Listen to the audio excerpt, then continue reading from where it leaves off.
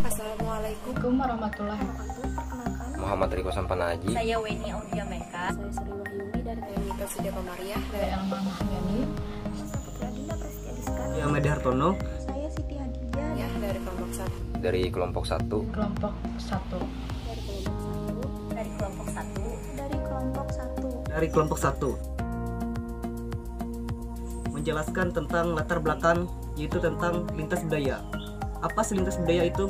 Lintas budaya itu adalah konseling lintas budaya itu adalah suatu konseling yang dilakukan di mana konseling itu berbeda bahasa atau berbeda budaya. Contohnya saja seperti orang Batak dengan orang Banjar. Nah, dari perpaduan tersebut, dari kata atau bahasa atau logat, mereka berbeda. Di sini dijelaskan, konseling lintas budaya merupakan perpaduan dari dua istilah, yaitu konseling dalam lintas budaya.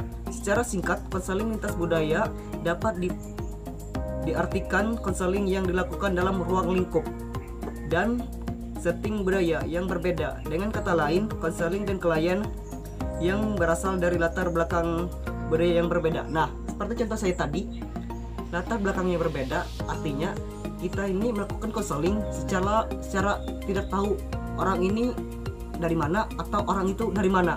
Nah, di mana kita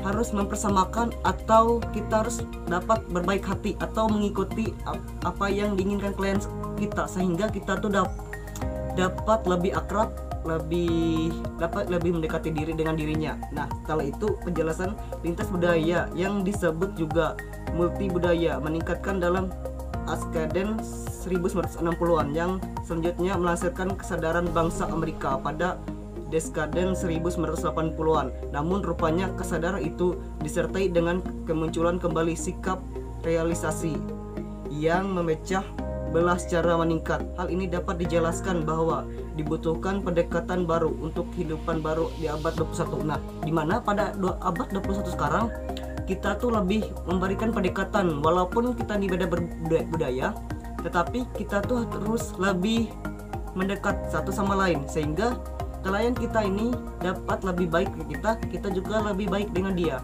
Sehingga walaupun dia orang Batak, kita orang Banjar, walaupun orang Batak itu suaranya keras, kita tuh harus lebih lembut, sehingga si orang Batak ini tidak keras juga, dan juga kita harus memahami budaya dia. Ya, terima kasih. Saya lanjutkan presentasi ke teman saya. Pengertian konseling lintas budaya. Menurut Mega Iswara, konseling lintas budaya adalah konseling yang melibatkan konselor dan klien yang berasal dari latar belakang budaya yang berbeda. Karena itu, proses konseling sangat rawan oleh terjadinya bias-bias budaya pada pihak konselor yang melibatkan konseling tidak berjalan secara efektif. Pandangan yang menyatakan bahwa pada saat klien memasuki situasi konseling, yang akan menjadi fokus adalah individu, bukan budayanya. Dan bahwa pada saat konseling, konselor tidak berurusan dengan budaya klien, tidak juga dengan budaya konselor, melainkan individu klien. Jadi maksudnya di sini adalah konseling lintas budaya itu adanya konselor dengan konseli yang mempunyai latar belakang budaya yang berbeda. Nah, di sini timbulnya bias-bias budaya, masalah-masalah budaya karena terbawa-bawa budaya. Nah, itu menjadi konseling berjalan tidak lancar. Nah, harusnya di dalam konseling lintas budaya ini kita tidak memandang latar belakang budaya dari konseling maupun dari konselornya, agar terjadinya konseling yang efektif dan nyaman.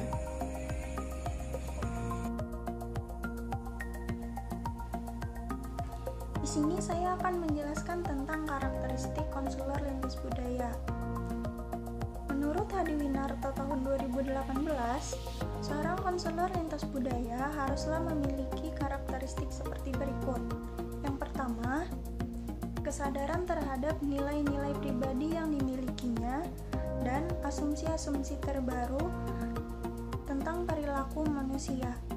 Yang dimaksudkan di sini adalah seorang konselor haruslah sadar bahwa dirinya memiliki nilai-nilai tersendiri, dan di lingkungan masyarakatnya pun pastinya juga memiliki asumsi-asumsi yang berbeda-beda tentang perilaku manusia, dan itu pun harus dia terima.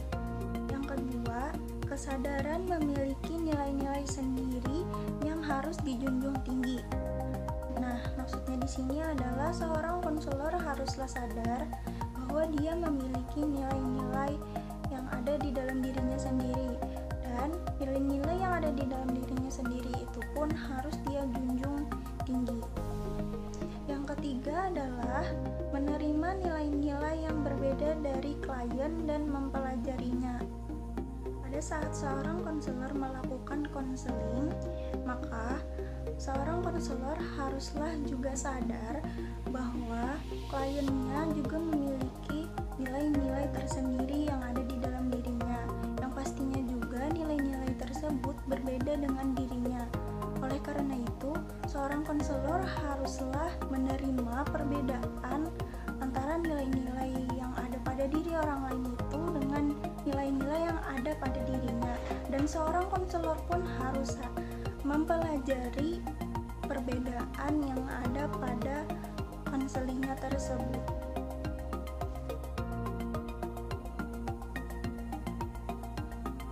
Karakteristik konseling lintas budaya. Yang pertama, adanya kesadaran terhadap karakteristik konseling lintas budaya. Manusia hidup di dunia sangatlah bergantung terhadap budaya, karena budaya sendiri sangat mempengaruhi aspek kehidupan manusia, yang dimana bersifat long life, yang artinya di sini kapanpun dimanapun kita berada pasti akan menjumpai yang namanya kebudayaan, yang dimana tentunya konselor di sini harus memiliki kesadaran karakteristik terhadap konseling ataupun kesadaran budaya, karena membawa esensi kebudayaan masing-masing yang akan membantu konseli dalam mengetahui karakteristiknya, psikologis, minat, bakat, sikap, serta kecerdasan, inteligensi, emosional, serta spiritualnya. Konselor yang berwibawa harus memiliki kultur respect, yang dimana di sini konselor harus bisa menjunjung tinggi rasa kehormatan kebudayaan, serta mampu membuat nyaman konseli yang memiliki latar belakang budaya. Yang kedua, adanya kesadaran terhadap kaidah dalam proses layanan bimbingan dan konseling. Kaidah dapat dikatakan sebagai aturan, pedoman, patokan yang mengatur perilaku manusia. Dalam pelaksanaan layanan bimbingan dan konseling harus mengikuti aturan ataupun kaidah yang disepakati, yang menjamin efisiensi serta efektivitas. Apabila dalam pelayanan konselor menempatkan asas-asas, maka harus disepakati antara kedua belah pihak. Asas tersebut bisa berupa asas kerahasiaan, kemandirian, kekinian, kesukarelaan, serta keterbukaan. Yang ketiga, mengetahui pengaruh kesukaran dan perhatian terhadap lingkungan. Konselor harus bisa mengetahui kejadian apa sih yang terjadi di lingkungan konseli, yang akan membuat konseli merasa tidak nyaman akan keberadaannya terhadap lingkungannya tersebut, yang menghambat proses pembelajaran maupun kehidupannya. Kita bisa ambil contoh seperti di lingkungan keluarga, kurangnya perhatian serta motivasi dari orang tua disebabkan mungkin karena orang tua yang sibuk, keluarga yang broken home, ataupun dari lingkungan teman sebaya.